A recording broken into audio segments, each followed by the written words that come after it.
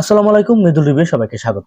Transparent design 144 hertz AMOLED display আর Snapdragon 7 gen 4। এই ফোনটা দেখতেও আলাদা, ফিলও আলাদা। আজকের ভিডিওতে আমরা দেখব নাথিং ফোন 4A প্রো। এটা কি সত্যি স্টাইলিশ নাকি সত্যিকারের ফ্ল্যাগশিপ কিলার? চলেন শেষ পর্যন্ত দেখা যাক। যদি এই ফোনটা শেষ পর্যন্ত দেখেন তাহলে আপনি কেনার আগে অনেকটাই উপকৃত হবেন, কারণ আপনি যদি ফোনটা কিনতে যান তার আগে এই ভিডিওটা দেখা উচিত। আর যারা না কিনবেন তাদেরও দেখা উচিত, কারণ এই ফোনটাতে আমরা অনেক কিছুই জানতে চলেছি। তো চলেন ফুল ভিডিওটা কন্টিনিউ করা যাক, এক সেকেন্ড স্কিপ করবেন না।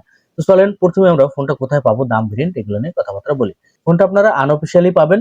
বেস ভেরিয়েন্ট 54,000 টাকা থেকে 8 জিবি র্যাম এবং 128 জিবি স্টোরেজ পাচ্ছেন। আর একটা পাচ্ছেন 57,000 টাকা 8 জিবি র্যাম 256 জিবি স্টোরেজ। এবার চলেন আমরা ফোনটার বক্সের ভিতর কি পাবো আনবক্সিং যদি করি। ফোনের ভিতর আপনারা একটা ফোন পাবেন, ইউএসবি টাইপ সি কেবল পাবেন, সিম টুলস পাবেন। এখানে পাচ্ছেন না কোনো ধরনের কোনো চার্জার। আমরা অনেক সময় অনেক দামি দামি ফোনে অনেক কিছুই পাই না, তো আলাদাভাবে আপনাকে ফোনের চার্জারও কিনতে হবে। নাথিং ফোনটার বক্সের দিকে তাকালে ভিতরে তেমন কোনো কিছুই নাই, যেটাগুলো বলছি এগুলোই পাচ্ছেন। তো চলেন এবার আমরা ফোনের ডিজাইন, বিল্ড কোয়ালিটি এগুলো নিয়ে কথাবার্তা বলি। প্রথমে বলছি ফোনটার ডিজাইনটা কিন্তু আলাদা, ট্রান্সপারেন্ট। আর এই ফোনের অ্যাটেনশনটাও হচ্ছে design.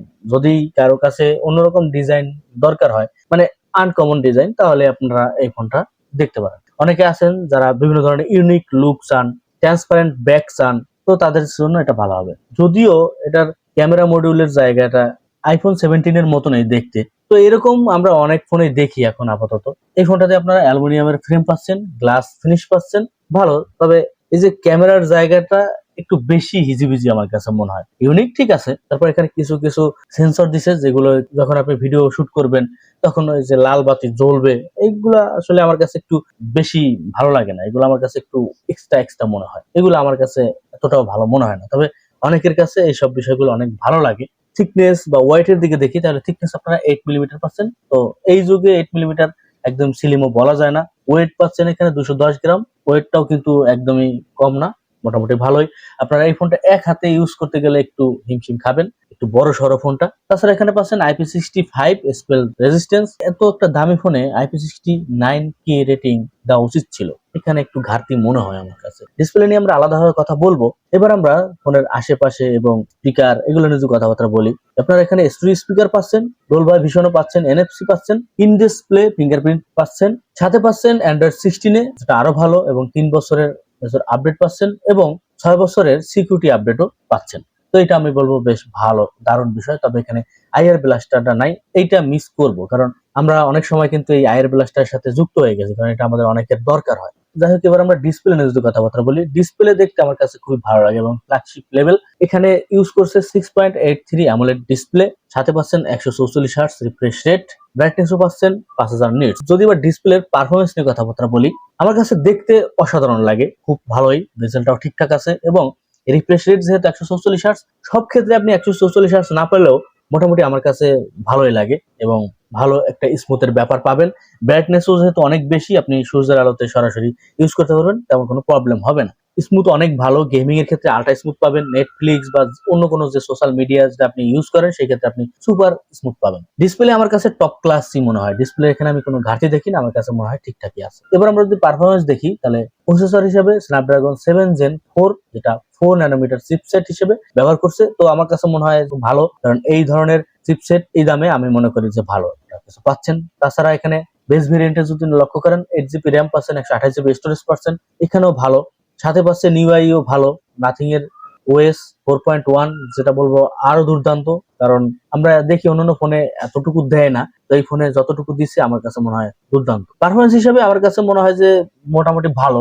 Gaming smooth high setting এ খেলতে পারবেন, মাল্টিটাস্কিং ল্যাগ ফ্রি, এবং আপনি একসাথে অনেকগুলো অ্যাপও ওপেন করতে পারবেন, কোনো প্রবলেম হবে না। আমার কাছে মনে হয় চিপসেট বা পারফরমেন্স হিসেবে যথেষ্ট ভালো দেওয়ার চেষ্টা করছে। এখানে কমপ্লেন জানানোর সুযোগ নাই, কারণ আপনারা জানেন স্টোরেজের দাম বাড়ছে, ফোনের দাম এই কারণে বাড়তেছে। সেই ক্ষেত্রে এগুলো একপাশে রেখে এই ফোনটাতে যতটুকু দেওয়ার চেষ্টা করছে আমার কাছে মনে হয় বেস্ট দেওয়ার চেষ্টা করছে। এবার আমরা ক্যামেরা নিয়ে যদি কথাবার্তা বলি, ক্যামেরা হিসেবে এখানে 50 মেগাপিক্সেল মেইন ক্যামেরা দিচ্ছে, সাথে পাচ্ছেন 50 মেগাপিক্সেল টেলিফটো, যেটা আরো ভালো, 8 মেগাপিক্সেল আল্ট্রা ওয়াইড। আমি যদি বলি তাহলে ক্যামেরা হিসেবে যথেষ্ট দেওয়ার চেষ্টা করছে, আমার কাছে ভালোই লাগছে। সাথে আপনারা যেহেতু টেলিফটো পাচ্ছেন, এটাও আমাদের অনেক ক্ষেত্রে অনেক ফোনে আমরা পাই না, এদিকে ভালো করছে।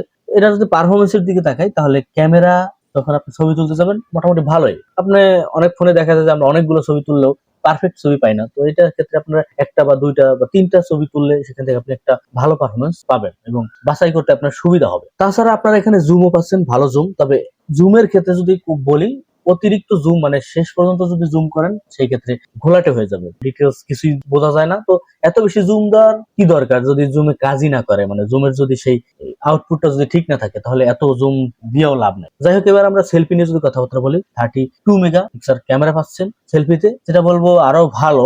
রেডি টাইপের ফটো পাবেন, নাইট মোডেও ভালো ডিটেলস দেওয়ার চেষ্টা করে, তবে অতটাও ডিটেলস দিতে পারে না নাইট মোডে। কিছু কিছু ক্ষেত্রে মানে হোয়াইট করে ফেলে এবং ব্লার করে ফেলে, যে জিনিসটা আসলে খুব খারাপ লাগে। তাছাড়া ডে লাইটে ভালো, সোশ্যাল মিডিয়া রেডি টাইপের ফটো পাবেন ভালো, এবং এখানে ভিডিও রেকর্ডিং করতে পারবেন 4K এবং 30 fps, তবে 60 fps হলে আর ভালো হয়। iOS থাকার কারণে স্টেবলটা অনেক ভালো আছে, তবে এই বাজেটে ভিডিও স্মুথ এবং স্টেবল মোটামুটি ঠিকঠাকই আছে। এবার আমরা ব্যাটারি নিয়ে যদি কথাবার্তা বলি, ব্যাটারি হিসেবে এখানে আমাকে অনেকটাই হতাশ করছে। যেমন 5400 mAh ব্যাটারি, এবং ফোনটা কিন্তু অনেক বড় সড়ো, স্লিমও না তেমন, ওয়েটও কিন্তু অনেক ভালোই মোটামুটি, কিন্তু এমন একটা দামি ফোনে 5400 mAh ব্যাটারি আসলে হতাশাজনক। এখানে অনায়াসে 8000 বা 7000 mAh ব্যাটারি দেওয়া উচিত ছিল, কিন্তু কেন এটা করলো বুঝতে পারলাম না। যাই হোক, এই ব্যাটারিকে চার্জ করার জন্য 50 ওয়াটের ফাস্ট চার্জিং সিস্টেম আছে, যেটা ভালো, মোটামুটি ঠিকঠাক আছে। নর্মাল ইউজার আছে তারা একদিন অথবা টেনে টুনে 1.5 দিন নিয়ে যেতে পারবেন, তবে হেভি ইউজার যারা আছেন তারা একদিনের একটা সাপোর্ট পাবেন। যাই হোক, এখানে রিভার্স চার্জিং সিস্টেমটাও আছে, তবে আবারও যদি ঘুরে ফিরে বলি, ব্যাটারি হিসেবে আমি এখানে স্যাটিসফাই না। এবার এই ফোনটার ভালো দিক এবং কোন কোন জায়গায় হতাশ করছে যদি আমরা দেখি, ইউনিক ট্রান্সপারেন্ট ডিজাইন পাচ্ছেন, 144 Hz অ্যামোলেড ডিসপ্লে পাচ্ছেন, স্ন্যাপড্রাগনের একটা পারফরমেন্স পাচ্ছেন যেটা বলবো ভালো, টেলিফটো ক্যামেরাও পাচ্ছেন, এখানে ক্লিন নাথিং ওয়েস পাচ্ছেন যেটা আরো ভালো। যেটা পাচ্ছেন না, মানে যেসব জায়গায় আমাদেরকে হতাশ করছে, যদি সেইগুলো নজর দেই তাহলে IP68 না, দিছে মাত্র IP65, যেটা বলবো এই বাজেটে একদমই মানানসই না।